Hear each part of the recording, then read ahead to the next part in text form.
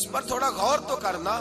حضرت جناب سیدنا فاروق اعظم رضی اللہ تعالیٰ عنہ، حضرت عمر فاروق کے صاحبزادے کی ملاقات ہو گئی حضرت عبداللہ بن سلام رضی اللہ تعالیٰ عنہ سے۔ یہ تورات بھی جانتے تھے، پھر قرآن مجید کا علم بھی انہوں نے حاصل کیا، مسلمان ہوئے، بہت بڑے عالم صحابی تھے۔ تو حضرت عمر فاروق کے بیٹے سے فرمانے لگے تو کفل جہنم کا بیٹا ہے۔ وہ دوڑے گئے اپنے ابا جی کے پاس شکایت لے کے کہ ابا جی وہ تو آپ کو دوزخ کے دروازے کا تالا کہہ رہے ہیں جناب عبداللہ بن سلام۔ تو سیدنا عمر نے مسکرانا شروع کر دیا، فرمایا اسے کیا لکھ کے دے، اسے کہہ دو لکھ کے دے دے۔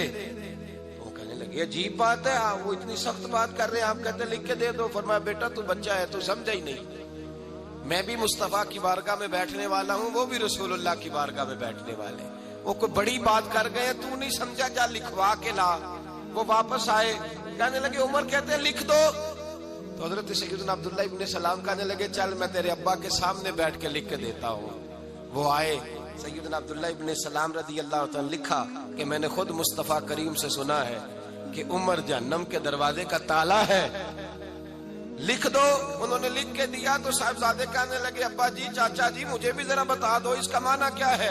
تو حضرت عبداللہ ابن سلام کہنے لگے بیٹے اس کا مطلب یہ ہے کہ جب تک عمر دنیا میں رہے گا جہنم کو تالا لگا رہے گا، یہ لوگوں کو گناہ نہیں کرنے دے گا، یہ آڑ بن جائے گا، یہ جانے نہیں دے گا لوگوں کو دوزخ میں، دروازہ بند رہے گا جب تک۔ اتنا بڑا شخص جو گناہ کرنے ہی نہ دے، جس کے بارے میں نبی پاک فرمائے کہ میرا عمر جس گلی سے گزرے شیطان رستہ ہی بدل جاتا ہے، وہی عمر فاروق رضی اللہ تعالی، وہی عمر فاروق رضی اللہ تعالی۔ انہی جناب عمر فاروق کا حال یہ ہے کہ وہ آخری عمر مبارک ہے، گھر کے اندر بیٹھے ہیں تو پھوٹ پھوٹ کے رونا شروع کر دیا، تڑپ کے روئے، تڑپ۔ زوجہ کہنے لگی بیٹے سے کہ پتہ کرو تمہارے باپ کو کوئی مسئلہ تو نہیں، تکلیف تو نہیں، طبیب کا بندوبست کرو۔ شہزادے اٹھے، ابا جی کیا بات؟ کہا بیٹا کوئی بات نہیں، اماں کو بلاؤ۔ والدہ بھی آ گئی، جناب عمر کی زوجہ بیٹھ گئی، کیا بات ہے کیوں رو رہے ہیں؟ فرمانے لگے آج مسجد سے نکلا تھا تو میرے مصطفیٰ کے صحابہ مجھے نیک کہہ رہے تھے۔ تو کہا جناب یہ رونے والی بات ہے خوش ہونے والی؟ آپ فرمانے لگے نہیں، ایک خیال نے مجھے ستا دیا ہے کہ باہر تو میں ٹھیک رہا ہوں، پتہ نہیں تمہارے حق میں بھی اچھا رہا ہوں کہ نہیں۔ زوجہ سے کہنے لگے پتہ نہیں تیرے بھی حقوق ادا ہوئے کہ نہیں، تیری وجہ سے نہ الجھ جاؤں، بیٹے کی وجہ سے نہ الجھ جاؤں۔ بندہ کتنا بڑا ہے، خوف کتنا زیادہ، تو ٹھٹائی کے ساتھ مسجد نہیں جاتا، تو اپنی مرضی سے جاتا ہے، کوئی خیر کا کام تو کرتا ہے تو اپنی موج میں آ کے کرتا ہے، اور تو کہتا ہے اللہ معاف کر دے گا۔ راتی ساری کر کر زاری، او نیند اکھاں تھی توندے تے فجر اوہی گناہگار کا آون سب تو نیمے ہوندے۔ وہ ساری رات نماز پڑھتے ہیں، والذین یبیتون لربہم سجدا وقیاما والذین یقولون ربنا اصرف عنا عذاب جہنم ان عذابها کان غراما۔ اللہ فرماتے ہیں میرے بندے وہ ہیں سارے رات سجدے اور قیام میں گزار دیتے ہیں، اور سویرے اٹھ کے یہ نہیں کہتے میں تہجد گزار ہوں، میں عبادت گزار ہوں۔ سویرے اٹھتے ہیں تو کہتے ہیں خدایا معاف کر دے، تیرا عذاب بڑا سخت ہے، اے اللہ ہمیں اپنے عذاب سے محفوظ فرما۔ لوگوں نے عجیب دھوکے میں مبتلا کر لیا ہے اپنے آپ۔ حضرت عمر رونے لگے، بیوی سے کہنے لگے معاف کر دے، ڈر آتا ہے، اللہ کے حضور حساب دینا ہے۔ عدل کرے تے تھر تھر کمبن اچیاں شانہ والے، فضل کرے تے بخشے جاون میرے جے منہ کالے۔ کہا تو اس طرح کر، زوجہ سے کہنے لگے چل تو مجھے معاف کر دے، میرے اوپر بوجھ بڑا تھا، رات کو چہرے پہ نقاب ڈال کے مصطفیٰ کی امت کی خبر گیری کرنا اور پھر سارا دن ان کی خدمت کرنا، میں تجھے اس طرح وقت نہ دے پایا جو میرا حق بنتا تھا۔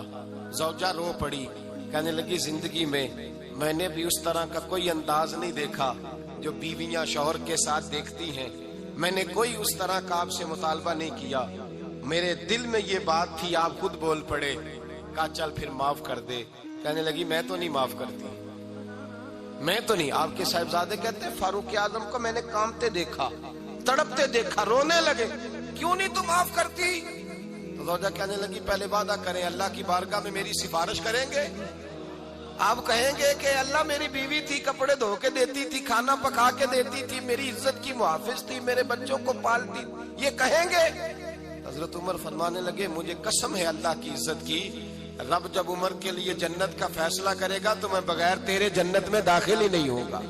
جتنا بڑا آدمی ہے اتنا زیادہ ڈر رہا ہے، یہاں ڈٹائی کو اللہ نے معاف کر دینا ہے، اور معاذ اللہ تعالیٰ ایسا عجیب لفظ بولتے ہیں، عجیب جملہ کہتے ہیں بھائی اللہ چاہے تو بے نمازی کو نہ بخشے، اور میں نے کبھی نہیں پڑھی تو مجھے بخش دے۔ میں نے کہا یہ بات ٹھیک ہے کہ اللہ بڑا بے نیاز ہے پر بے انصاف تو نہیں نا، بے نیاز ہے بے انصاف، اپنے اس نے قانون بنائے ہیں، اس کے محبوب نے قانون واضح کیا ہے۔ تو یہاں رحمت الہی کا غلط مطلب لوگ بیان کرتے ہیں۔ رحمت الہی کا مطلب تو یہ تھا کہ تو ساری نیکی کر، ساری پرہیزگاری کر، رحمت کا وہ معنی دیکھ جو تیرے رسول نے بیان کیا ہے۔ میرے مصطفیٰ نے ساری زندگی گزار دی اللہ کو راضی کرنے میں۔ حضرت عائشہ صدیقہ فرماتی ہیں آخر میں مصطفیٰ فرماتے کیا ہے؟ کہتے ہیں عائشہ مجھے بھی میرا عمل جنت میں نہیں لے کے جائے گا، میں بھی خدا کے فضل سے جنت میں جاؤں گا۔ یہ امید رحمت الہی، ایک مطلب تو یہ۔ پھر کچھ لوگ کہتے ہیں حضور ہماری سفارش کریں گے، نبی پاک ہماری، بولیے جاگ رہے ہیں آپ لوگ، حضور ہماری، ہاں وہ اللہ خیر کرے۔ ہم ذرا خشک لوگ ہیں نا تو کئی دفعہ خشک باتیں کرتے ہیں۔ میں نے کہا تھا 2-4 دن پہلے بھی کہ نعت ہمارا ایمان ہے، پر نعت عمل کا درس دیتی ہے، بے عملی اور بد عملی کا درس نہیں دیتی۔ بد عملی کا درس نہیں دیتی کہ نعت خواں اٹھ کر کے کہے کہ بس چھٹی، میں عشاء کی نماز پڑھ کے آیا ہوں اور فجر پتہ نہیں میں کب پڑھوں گا، اور جو میرے منہ میں آئے گا میں کہہ دوں گا الا ماشاءاللہ، بس نعت پڑھوں گا تو سفارش ہو جائے گی۔